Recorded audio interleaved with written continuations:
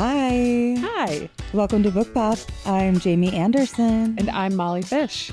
And we are celebrating all things June with Juneteenth, Pride Month, and Audiobook Appreciation. But first, how was your weekend? It was nice. I worked all weekend. You did. But that's a good thing in my book. That's a nice weekend to be at the bookstore and chatting with people. A lot of staff, such as yourself, had other stuff going on. So I was like, great. I don't have anything going on this weekend. I'll be at the store. So it was really nice and had a lot of fun talking to people.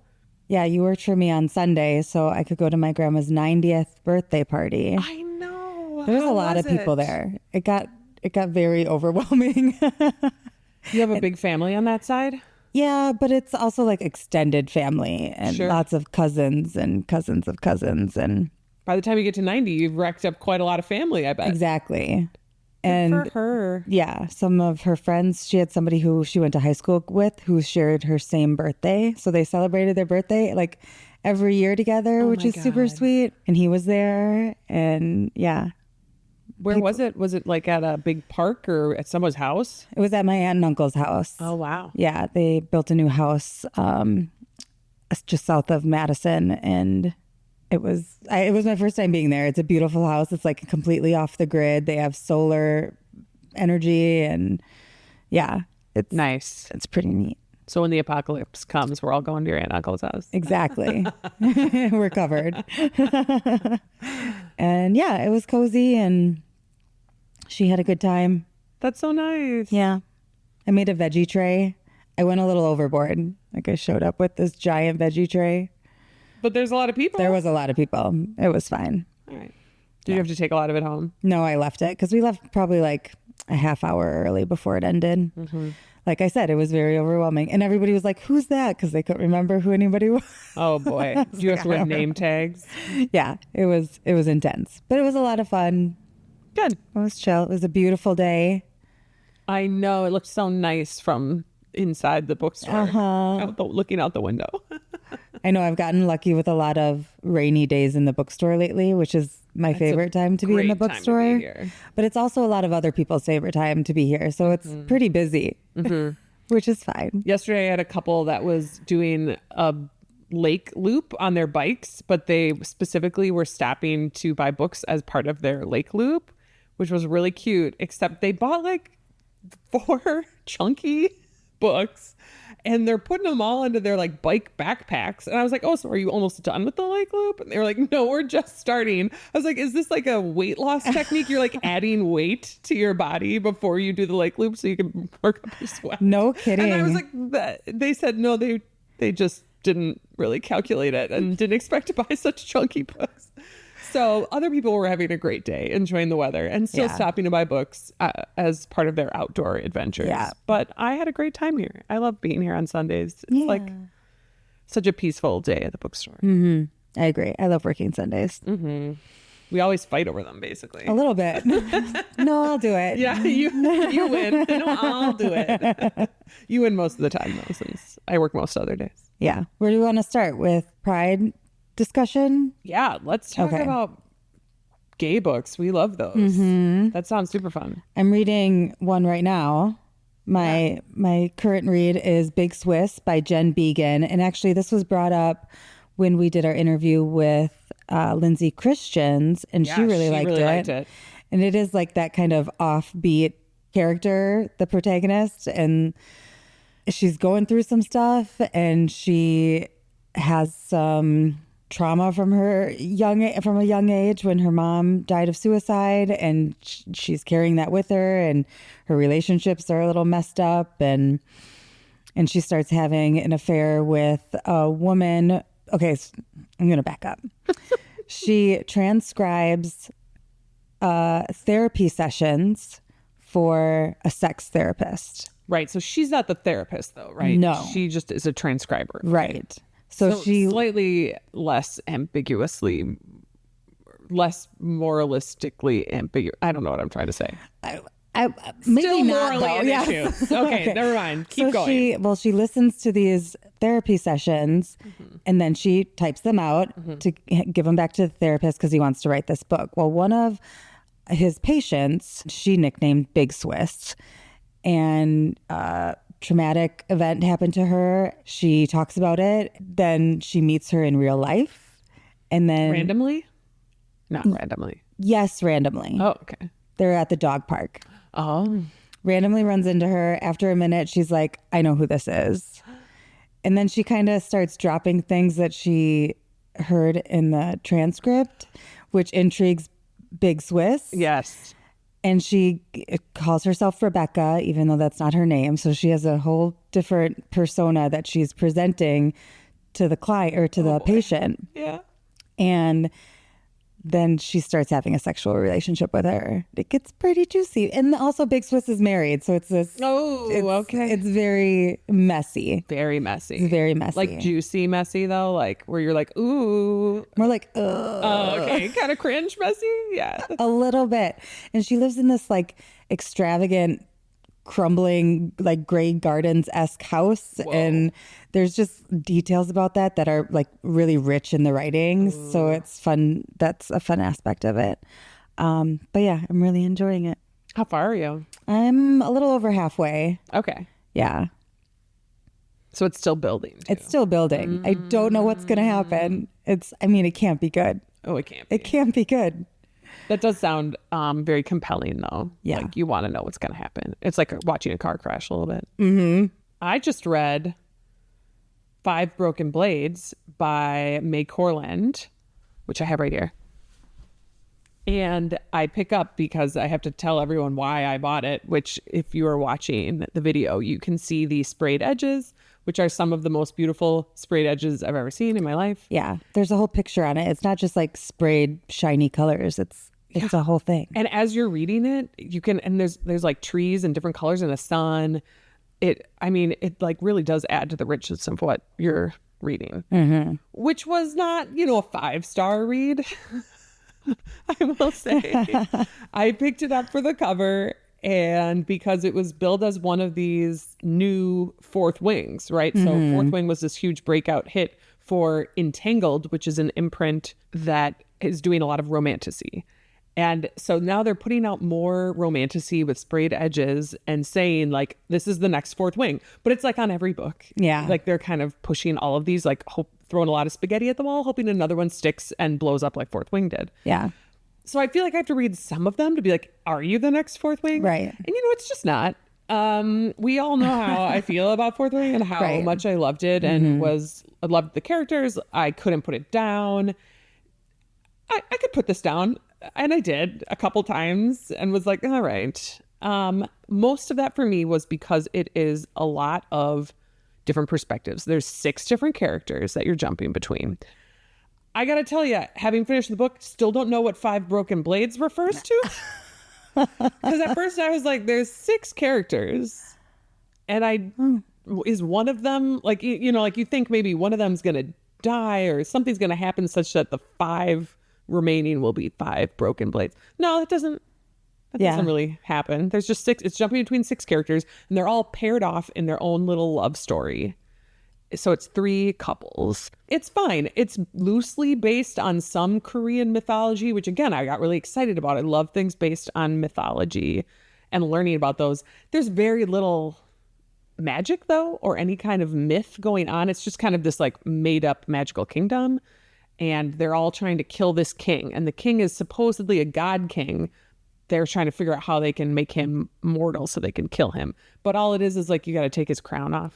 Is there some kind of like war or revolution, or is it just these 5 assassins? Not really. It's just, they're each, like one of them is the king's brother who's trying to kill him. And one is the spy master for the king. They're basically like 2 male characters who are in love with each other and trying to overthrow him because he has supposedly been a bad king. But you never they don't give you a lot of history or world building. You're just they're doing all these 3 different romances and they spend too much time. It's just it's too surface level all the time. Yeah. That was kind of my problem with it. I think there's a lot of promise and there's a lot of potential interest in the world, and they just don't really go into that. They're just trying to build tension, but the characters, when you're trying to dig into 6 characters, it's too surface level. Right. You can't really get deep on any of them. Yeah.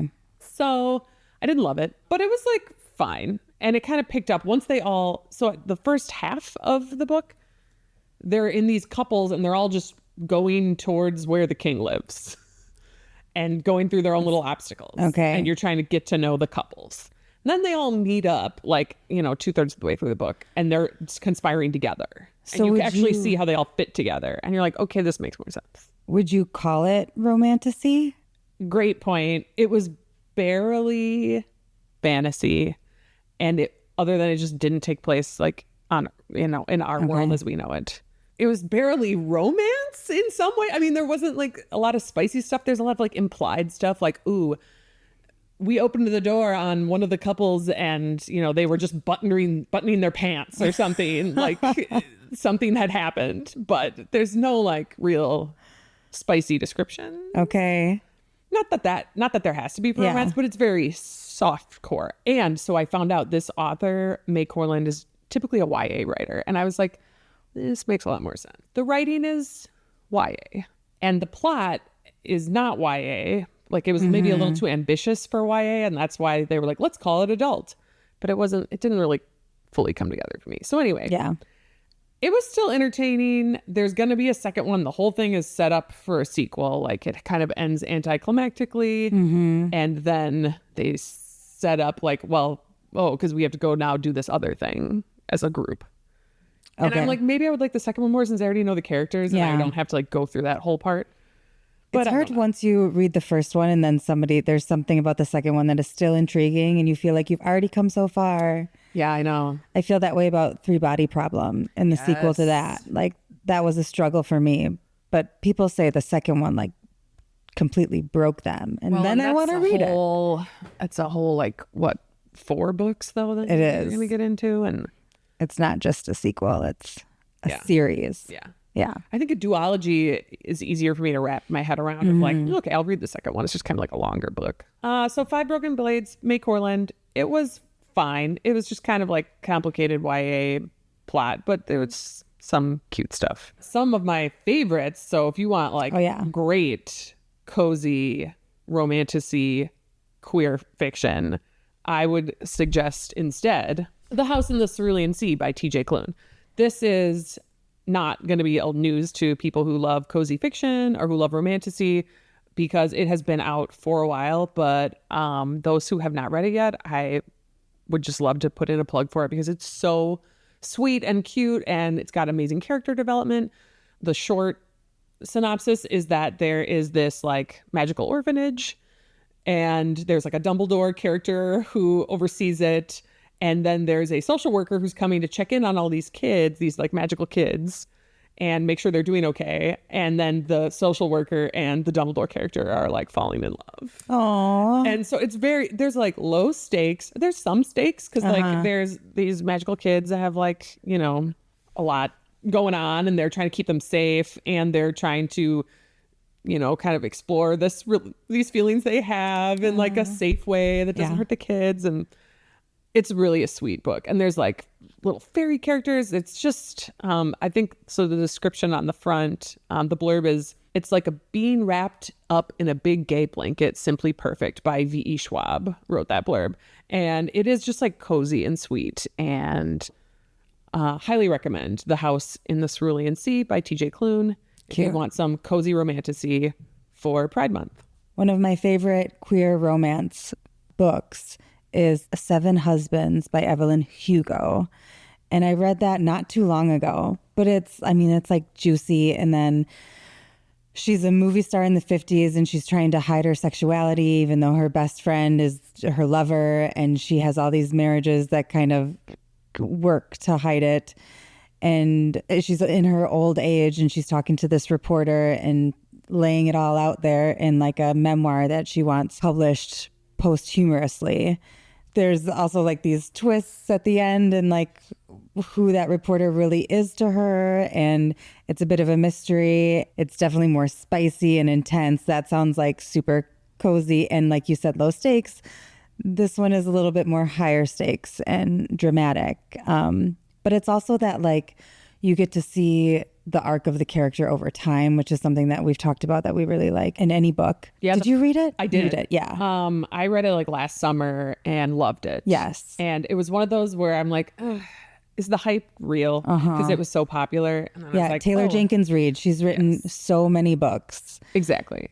And I had read other Taylor Jenkins Reid and not liked it as much, but I loved Seven Husbands of Evelyn Hugo. It was so, I loved the Hollywood glam. I loved the full character life cycle like you're talking about, where you get to see them reflecting on it, but you also get to go back and see how they started and like their whole journey. Yeah. I loved the husband characters. I loved her best friend character and their relationship.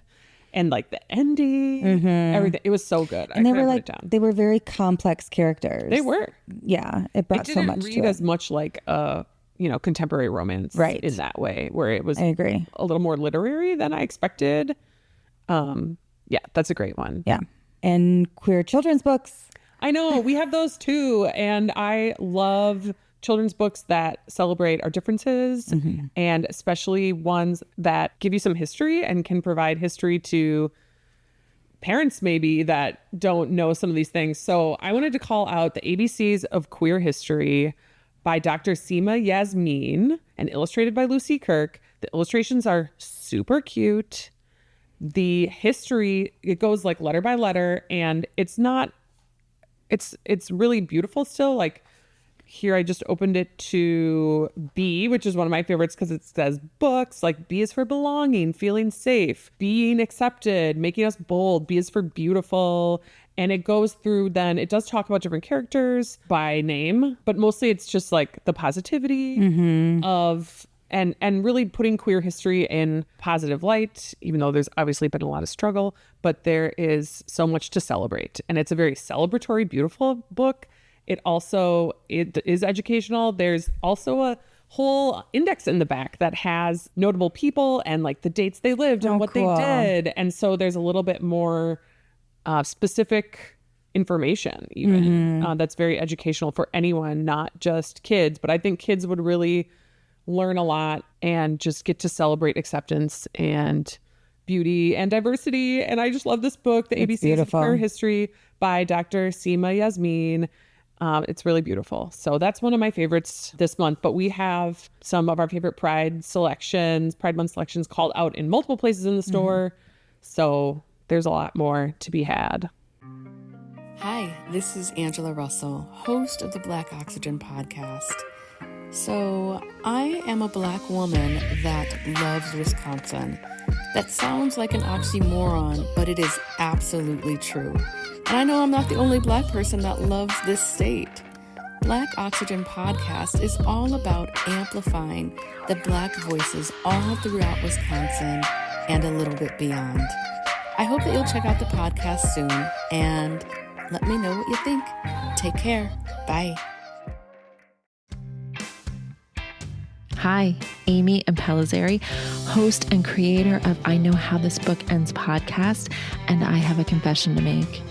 The most fun part about doing this podcast is not the celebrity VIP author guest list, although that is really fabulous. The most fun part is when I hear an author guest say, "No one has ever asked me that before." I love that. On this podcast, we're trying to ask the unsanitized questions, the questions no one's ever heard before. I'm trying to surprise the author guests and hopefully surprise the listeners too. Tune in and see if I can surprise you. I Know How This Book Ends. Season 4 available now. Our next June celebration is Juneteenth. Yes, Juneteenth is this month, the newest national holiday. The book I wanted to call out is On Juneteenth by Annette Gordon-Reed. It's a very small, slight little book that I feel like means everyone should read it. And my goal this year is to read this by Juneteenth so I can really think about it and celebrate it in a more meaningful way this year.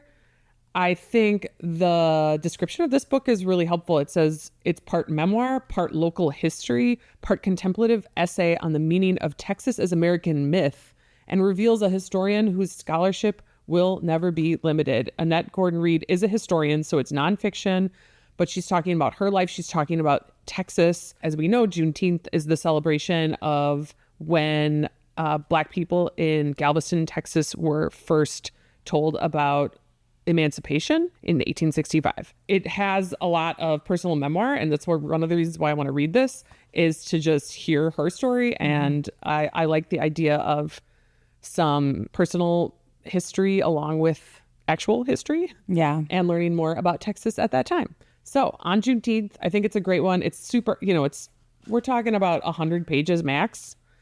It's 125, but it's really slim. They're little pages. So I feel like it's something that everyone could just pick up and read and learn a little bit more about this new holiday that we have. Absolutely. The third thing we're celebrating this month is Audiobook Appreciation Month in June. And I would love for you, Jamie, to tell me about your relationship with audiobooks, because you listen to so many and I'm always so impressed by your audiobook listening. So tell us about your habit and how did you get started listening to audiobooks? You know what? I know exactly how I got started listening. We used to drive up to Minocqua for summer vacation, and my aunt and uncle, we'd be in like one of those giant vans with the cozy seats, and you could plug your headphones into the jack. They would put on an audiobook, and we listened to an audiobook on the way up and on the way down. And fun. So then I just started doing that practice, because I don't remember what the first book it was that we listened to, but I liked it. I enjoyed the whole thing. And I was like, I can consume books, like even when I can't read. And I could never read in the car. Like would always get motion sickness. Me neither. So it was a way that I could still consume books when I was like moving. And I still do that like on the bus. I can't read on the bus, so I'll put it in my audiobook. I like to do it when I'm cleaning anything, and when I'm baking, when I'm in the kitchen. Like I'd say when I was cooking, but we all know I don't do the cooking. You do some of the cooking. I make salads. I'm the salad maker.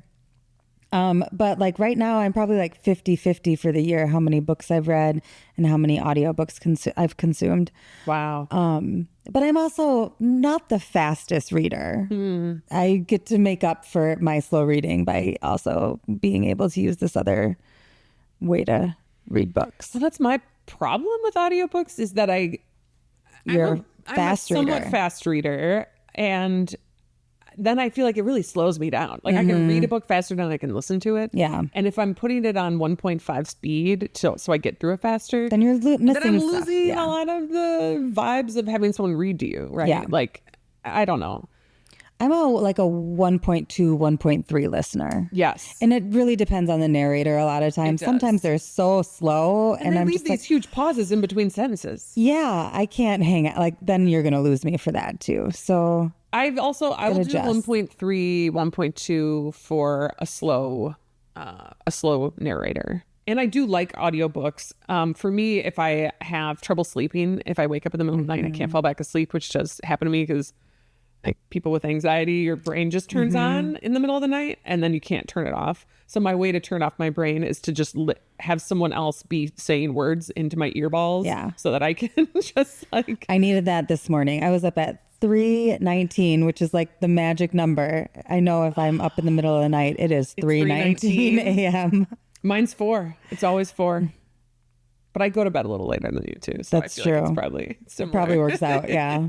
Yeah. But yeah, I should have reached for my audiobook in my headphones. It really helps me. Yeah. And then you can put the sleep timer on in the Libro app. Yep. So we both use Libro FM, we should say, to listen to audiobooks. That's right. Which we love because they support indie bookstores, whereas Audible is owned by Amazon. Fun fact. And so if you're buying Audible credits, you are giving money directly to Jeff Bezos. And I'm not saying Amazon is like a always bad thing. I do use Amazon for some purchases where it's hard to find things elsewhere. However, for books and audiobooks, it's just like not necessary. Yeah. There's such an easy alternative to getting those through Amazon. And you're supporting local businesses. So Libro FM, especially if you sign up from our website, lakecitybooks.com, or whoever you sign up to support, you get to choose what bookstore is getting part of your subscription. And so you can do that for us. So we both have subscriptions and they support Lake City Books, but you can support any local indie bookstore that is on there and they have a partnership with. So we really love Libro FM. They have all the audiobooks that I want to listen to. Yeah. What are you listening to on audio right now? Not gonna lie, I still have a little bit left of Age of Magical Overthinking, but I'm really close. I only have like 2 hours left. Okay. So I might do that like while gardening this week sometime, because that's my big audiobook listening. I do podcasts if I'm driving. I just listen to so many podcasts. It's like hard to keep up every week. I've kind of liked that you've been listening to Magical Overthinking slowly, because we come in and like we talk about every chapter. It's true. Yeah. Oh my God, the one that I just listened to about overconfidence. I remember you talking about the overconfidence chapter, but I feel like you had really different takeaways than mine. I'm sure I did. Because I was listening and I was like, I don't see any problems with this. I feel like you're describing really positive outcomes for these people with overconfidence. That is part of it. Yeah, there's some of that. But yeah, it was that one was aimed directly at me for sure. That's funny. So yeah, we can, when we listen at different speeds, literally and figuratively, then yeah, we can just revisit them together. Yeah. I'm listening to Lies and Weddings by Kevin Kwan. Yeah. Cool. How is it? It's fun. I don't know if this is necessarily a audiobook that I would normally choose, because it is like romance fiction and there's a little mystery and there's lots of fun voices. So like that's engaging. But there's a lot going on and I've just started it and I'm just trying to keep up. There's a lot of characters. So that makes an audiobook hard, is when there's so many characters that come into play. I agree. But yeah, the drama's coming. There's somebody already knocked up somebody but proposed to somebody else. I'm like, what? So soapy. Yes. I loved Crazy Rich Asians. So good. And the movie. That's like one of those where the movie is just as good, but in a different way almost. Absolutely. Yeah. So I'm in it. Cool. Yeah.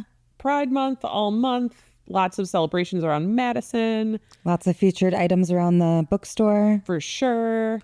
Juneteenth is coming up. Juneteenth is June 19th for anybody who doesn't. I didn't even realize it's possible to. I guess 9 isn't necessarily synonymous with June. Yeah. But okay. Yeah. June 19th is Juneteenth. Yes. That's good to know. Yeah. So June's a big month. I hope everyone enjoys summer and all of the June holidays. And check out Libro FM. Support your local independent bookstore. Yeah. Get some audiobooks in your life. Audiobooks count as reading. Absolutely. There's no debate. No debate. All right. Thanks for listening to Book Pop. Bye. Bye. You can find all these titles and more at LakeCityBooks/Book Pop. You can listen to Book Pop on Apple Podcasts, Spotify, and at Speak.Studio/Book Pop. Don't forget to subscribe, like, and review. For a behind-the-scenes look, find us on YouTube at Book Pop the Podcast. Comment on today's episode by sending us an email at bookpoppodcast@gmail.com or find us on Instagram at Book Pop the Podcast.